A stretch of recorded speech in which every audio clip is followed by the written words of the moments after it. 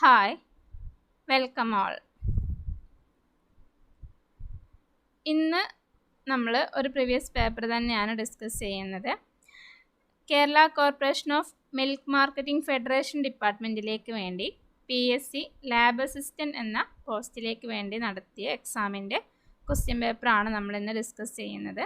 അപ്പം ഇതിൽ first 10 questions ആണ് നമ്മളിന്ന് നോക്കുന്നത്.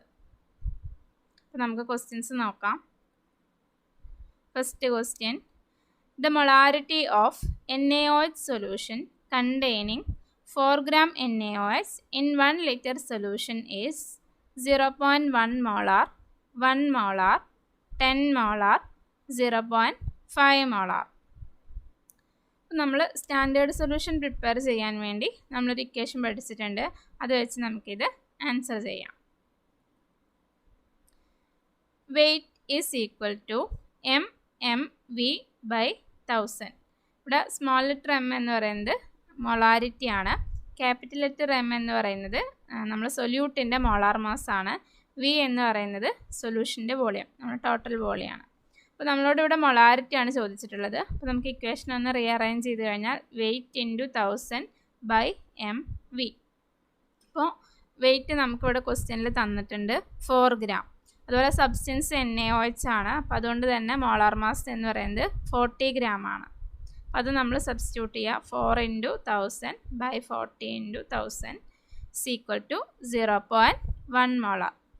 So option A is the answer.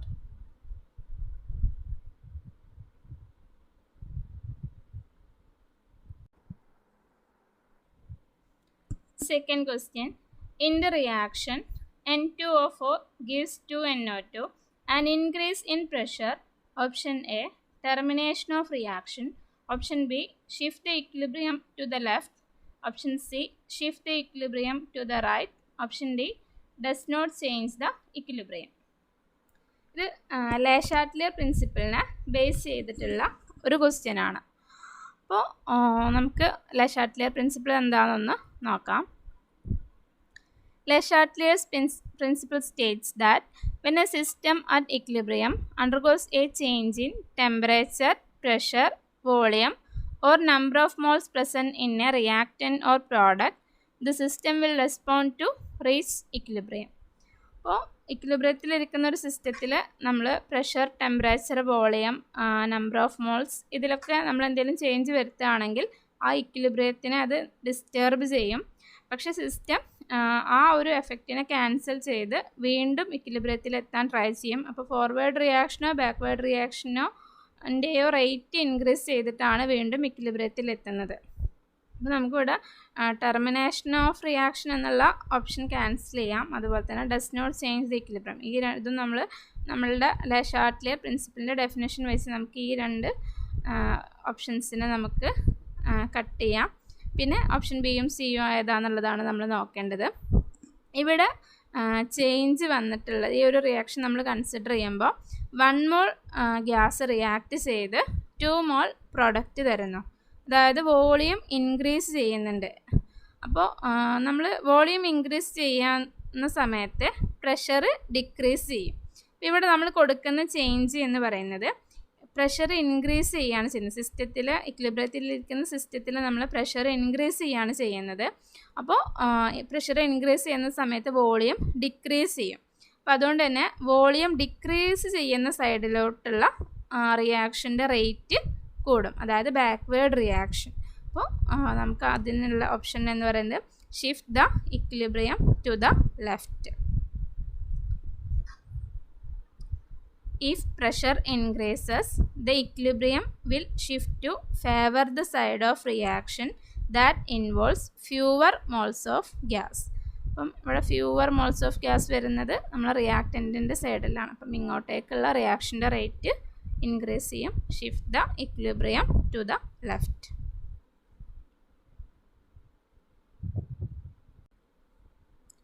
Third question, on dilution, the specific conductance of an electrolyte. Option A increases, option B decreases, option C does not change, option D increases and then decreases. അപ്പോൾ നമുക്ക് specific conductance എന്താണെന്ന് നോക്കാം. The specific conductance of an electrolyte solution is the conductance of 1 centimeter cube of solution. 1 cubic centimeter സൊല്യൂഷനിലുള്ള കണ്ടക്റ്റൻസിനെയാണ് നമ്മൾ specific conductance എന്ന് പറയുന്നത്. അതായത് 1 ml സൊല്യൂഷൻ്റെ കണ്ടക്റ്റൻസിനെയാണ് നമ്മൾ specific conductance അല്ലെങ്കിൽ കണ്ടക്ടിവിറ്റി എന്ന് പറയുന്നത്. അപ്പം ഇതിൻ്റെ unit ohm inverse centimetre inverse ആണ്, അല്ലെങ്കിൽ സീമൻ മീറ്റർ ഇൻവേഴ്സ്. നമ്മൾ ഡൈല്യൂഷൻ നടത്തുന്ന സമയത്ത് വോളിയം ഇൻക്രീസ് ചെയ്യും, അതുപോലെ തന്നെ നമ്മൾ 1 ml സൊല്യൂഷനിൽ ഉള്ള നമ്പർ ഓഫ് അയോൺസ് ഡിക്രീസ് ചെയ്യും. അതായത് on dilution the volume of the solution increases. Consequently, there occurs an effective decrease in the number of ions per cm cube of solution decreases. അതായത് നമ്മൾ 1 ml സൊല്യൂഷൻ്റെ കണ്ടക്റ്റൻസിനെയാണ് നമ്മൾ specific conductance എന്ന് പറയുന്നത്. അപ്പം അത് dilution കൂടുന്തോറും 1 ml സൊല്യൂഷനിലുള്ള അയോൺസിൻ്റെ നമ്പർ കുറയും, അപ്പോൾ കണ്ടക്റ്റൻസ് കുറയും. അപ്പോൾ അതുകൊണ്ട് തന്നെ ഡൈല്യൂഷൻ കൂടുമ്പോൾ സ്പെസിഫിക് കണ്ടക്റ്റൻസ് ഡിക്രീസ് ചെയ്യും. അപ്പോൾ നമ്മുടെ ഓപ്ഷൻ ബി ആണ് ആൻസർ. പക്ഷെ നമ്മൾ വേറൊരു 2 ടേംസും കൂടെ നമ്മൾ പഠിക്കാറുണ്ട്, molar conductance and equivalent conductance. ഇത് രണ്ടും ഡൈല്യൂഷൻ നടത്തുന്ന സമയത്ത് ഇൻക്രീസ് ചെയ്യാണ് ചെയ്യുന്നത്.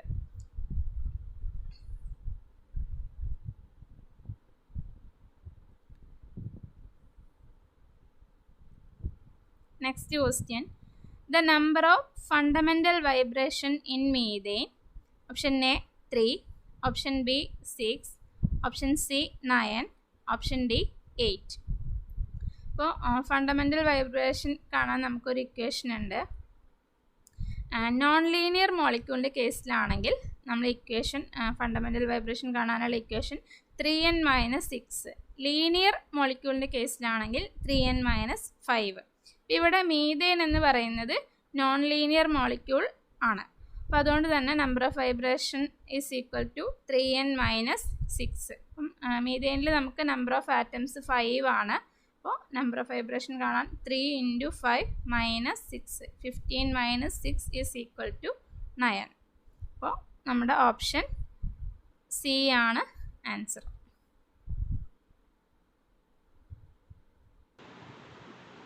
Next question, an adsorbent used in column chromatography is NaOH, silicon dioxide, calcium hydroxide, aluminum chloride. Column ക്രൊമാറ്റോഗ്രഫിയിലെ പ്രിൻസിപ്പിൾ എന്ന് പറയുന്നത് അഡ്സോർപ്ഷനാണ്. അപ്പം നമ്മൾ ഈ ഓപ്ഷനിൽ ഏറ്റവും നല്ലൊരു അഡ്സോർബൻ എന്ന് പറയുന്നത് സിലിക്കൺ ഡയോക്സൈഡ് ആണ്. ഓപ്ഷൻ ബി ആണ് answer. Silica gel, alumina, cellulose, etc. are the adsorbent for column chromatography. Next നമ്മൾ പേപ്പർ ക്രൊമാറ്റോഗ്രഫിയിലും PLCയിലും സ്റ്റേഷനറി ഫേസ് ഏതാണെന്ന് കൂടെ നോക്കാം. Water is an example of stationary phase in paper chromatography. Water absorbed cellulose paper ആണ് നമ്മൾ അവിടെ stationary phase ആയിട്ട് use ചെയ്യുന്നത്. അവിടെ വാട്ടർ ആണ് സ്റ്റേഷനറി ഫേസ് ആയിട്ട് ആക്ട് ചെയ്യുന്നത്. അതുപോലെ TLCയിലാണെങ്കിൽ water is an example of stationary phase in TLC. Water absorbed on a uniform thin layer of an absorbent like silica gel, alumina or cellulose coated on glass or plastic rain. നമ്മൾ alumina sheet അതുപോലെ തന്നെ ഗ്ലാസ്സിൽ നമ്മൾ silica gel coat ചെയ്ത് അതിൽ water coat ചെയ്ത് അങ്ങനെയാണ് നമ്മൾ അവിടെ സ്റ്റേഷനറി ഫേസ് യൂസ് ചെയ്യുന്നത്. നമ്മളോട് PSCയിൽ പലതവണ ക്വസ്റ്റ്യൻ ചോദിച്ചിട്ടുണ്ട്, TLC പേപ്പർ ക്രൊമാറ്റോഗ്രഫി ഇതിൽ സ്റ്റേഷനറി ഫേസ് ലിക്വിഡ് ആണോ സോളിഡ് ആണോ ഗ്യാസ് ആണോ എന്നത്. അത് ഭയങ്കര ഒരു തർക്കമൊക്കെ ഉണ്ടായിരുന്നു. കാരണം ഇവിടെ നമ്മൾ സോളിഡ് ആയിട്ട് നമ്മൾ യൂസ് ചെയ്യുന്നുണ്ട്, പക്ഷെ അവിടെ ആക്ച്വലി ലിക്വിഡ് ആണ് അവിടുത്തെ സ്റ്റേഷനറി ഫേസ് എന്ന് പറയുന്നത്.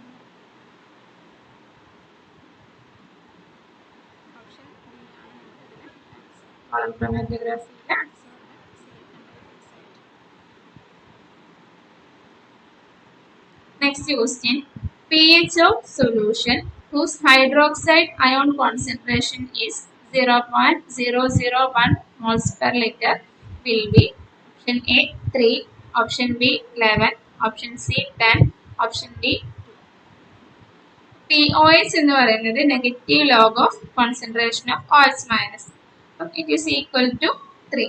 pH is equal to 14 minus POH. pH is equal to 14 minus 3 is equal to 11. Option B ആണ് ആൻസർ. നമ്മളോട് ഇവിടെ ചോദിച്ചിരിക്കുന്നത് PH ആണ്, പക്ഷെ നമുക്ക് OH മൈനസിന്റെ കോൺസെൻട്രേഷൻ ആണ് തന്നിട്ടുള്ളത്. അപ്പോൾ നമ്മൾ പെട്ടെന്ന് അത് മാറിപ്പോവരുത്. POH ഫസ്റ്റ് നമ്മൾ കാണാം, എന്നിട്ട് നമ്മൾ pH is equal to 14 minus POH 11.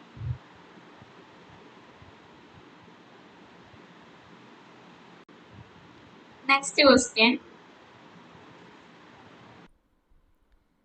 The conjugate acid-base pair in the following reaction, HCl plus NH3 gives NH4 plus and Cl minus ions. അപ്പം കോൺജുഗേറ്റ് ആസിഡ് ബേസ് പെയർസ് ഏതാണെന്നാണ് നമ്മുടെ ക്വസ്റ്റ്യൻ. അപ്പോൾ നമുക്ക് HCl and Cl minus, NH3 and Cl minus, HCl and NH3, NH4 plus and Cl minus. അപ്പം നമുക്ക് lorry Bronsted concept ഒന്ന് നോക്കാം. According to the Lowry Bronsted theory, an acid is a proton donor and base is a proton acceptor. The entity produced when an acid give up proton has a tendency to regain the proton and hence it behaves as a base. It is called conjugate base of parent acid. നമ്മൾ കേസിൽ acid എന്ന് പറയുന്നത് HCl ആണ്, ഇവിടെ base NH3 ആണ്. അപ്പം ഈ HCl പ്രോട്ടോണിനെ donate ചെയ്ത് കഴിഞ്ഞാൽ പിന്നെ അവിടെ ഉള്ള ആളാണ് Cl മൈനസ്. അപ്പോൾ ഈ Cl മൈനസിന് പ്രോട്ടോണിനെ റീഗെയിൻ ചെയ്യാനുള്ള ഒരു ടെൻഡൻസി ഉണ്ട്. അപ്പം അതായത് പ്രോട്ടോണിനെ തിരിച്ച് ആക്സെപ്റ്റ് ചെയ്യാനുള്ളൊരു ടെൻഡൻസി ഉണ്ട്. അപ്പോൾ അതുകൊണ്ട് Cl മൈനസ് ബേസ് ആയിട്ട് ആക്ട് ചെയ്യും. അപ്പോൾ Cl മൈനസ് ഈ പാരന്റ് ആസിഡിൻ്റെ കോൺജുഗേറ്റ് ബേസ് ആണ്. ഇനി കോൺജുഗേറ്റ് ആസിഡ് എന്താണെന്ന് നോക്കാം. The entity produced when A base accept A proton has tendency to donate the proton. It is called conjugate acid of parent base. അപ്പം നമ്മളോട് ഇവിടെ കോൺജുഗേറ്റ് ആസിഡ് ബേസ് പെയർ ആണ് ചോദിച്ചിട്ടുള്ളത്. അപ്പോൾ ഇവിടെ നമുക്ക് HClൻ്റെ കോൺജുഗേറ്റ് ബേസ് ആണ് Cl മൈനസ്, അതുപോലെ തന്നെ NH3ൻ്റെ കോൺജുഗേറ്റ് ആസിഡാണ് NH4 പ്ലസ്. അപ്പം ഇത് രണ്ടും ഉള്ള ഒരു ഓപ്ഷൻ നമുക്ക് ഇവിടെ ഉണ്ട്, HCl ആൻഡ് Cl മൈനസ്. അതുകൊണ്ട് ഓപ്ഷൻ എ ആണ് ആൻസർ. അപ്പം ഈ ഒരു പെയർ നമുക്കിവിടെ അല്ല, NH3 ആൻഡ് NH4 പ്ലസ് നമുക്കിവിടെ ഓപ്ഷൻ ഇല്ല. അപ്പം HCl ആൻഡ് Cl മൈനസ് എന്നുള്ള പെയറിൽ ഇതിലുണ്ട്. അപ്പം ഇതാണ് ഇവിടുത്തെ ആൻസർ, ഓപ്ഷൻ എ ആണ് answer.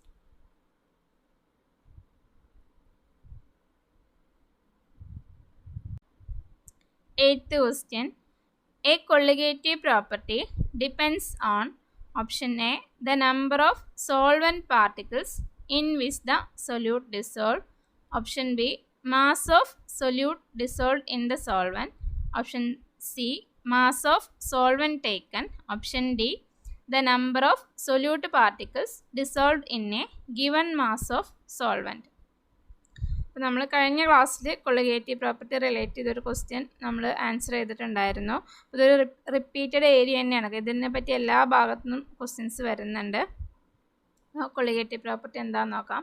Properties of dilute solutions which depends only on the number of solute particle present in a given amount of solvent and not in any way upon the nature of solute particles are called colligative properties. The properties relative lowering of vapor pressure, elevation in boiling point, depression in freezing point and osmotic pressure observed for dilute solutions of non-volatile solute in a volatile solvent are examples for colligative properties.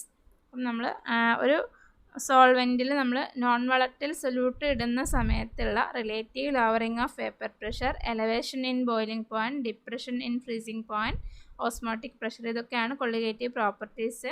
അതുപോലെ colligative property എന്ന് പറഞ്ഞിട്ടുണ്ടെങ്കിൽ നമ്മൾ ആ സൊല്യൂഷനിൽ അതെന്തിനെ മാത്രം depend ചെയ്യുന്ന പ്രോപ്പർട്ടീസാണ്, number of solute particles present in a given amount of solvent. അപ്പോൾ നമ്മുടെ ഓപ്ഷനിൽ നമുക്ക് അതേപോലെ ഒരു ഓപ്ഷൻ കിടപ്പുണ്ട്. The number of solute particles dissolve in a given mass of solvent. Option D ആണ് answer.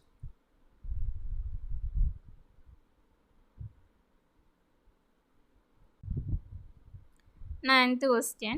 The symmetric vibration of CO2 are Raman active, IR active, both Raman and IR active, both Raman and IR inactive.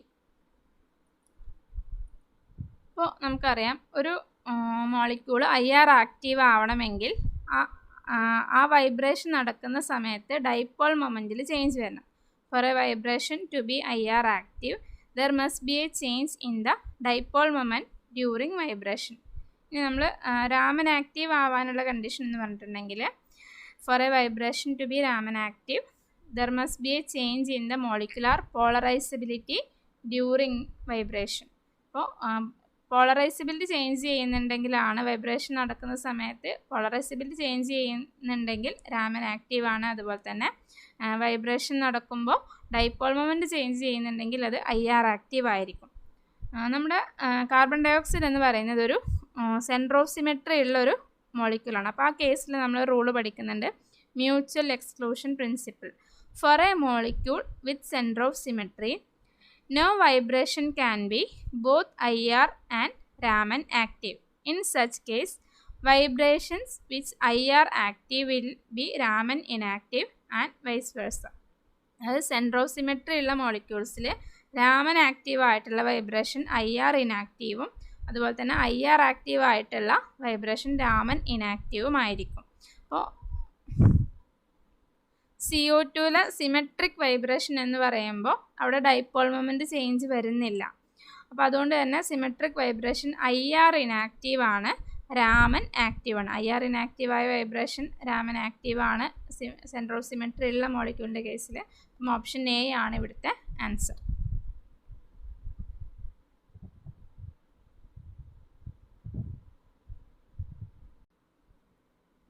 Tenth question.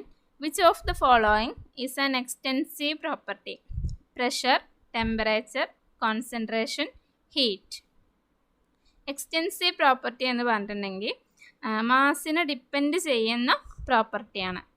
അതുപോലെ intensive property നമ്മൾ പഠിച്ചിട്ടുണ്ട്, അത് മാസിനെ depend ചെയ്യാത്ത പ്രോപ്പർട്ടിയാണ്. അപ്പം ഇവിടെ നമുക്ക് pressure, temperature, concentration, heat. Pressure എന്ന് പറയുന്നത് മാസിനെ ഡിപ്പെൻഡ് ചെയ്യുന്ന പ്രോപ്പർട്ടി അല്ല, ടെമ്പറേച്ചറും മാസിനെ ഡിപ്പെൻഡ് ചെയ്യുന്ന പ്രോപ്പർട്ടി അല്ല, കോൺസെൻട്രേഷനും മാസിനെ ഡിപ്പെൻഡ് ചെയ്യുന്ന പ്രോപ്പർട്ടി അല്ല, ഹീറ്റ് മാസിനെ ഡിപ്പെൻഡ് ചെയ്യുന്ന പ്രോപ്പർട്ടിയാണ്. അപ്പോൾ അതുകൊണ്ട് നമ്മുടെ ഇവിടുത്തെ ആൻസർ എന്ന് പറയുന്നത് ഓപ്ഷൻ ഡി ആണ്. Extensive properties. The properties which depends on the amount of matter. Example volume, mass, energy, heat. ഇതൊക്കെ മാസിനെ ഡിപ്പെൻഡ് ചെയ്യുന്ന പ്രോപ്പർട്ടീസാണ്. Intensive properties. The properties which do not depends on the amount of matter. Example melting point, boiling point, density, temperature, etc.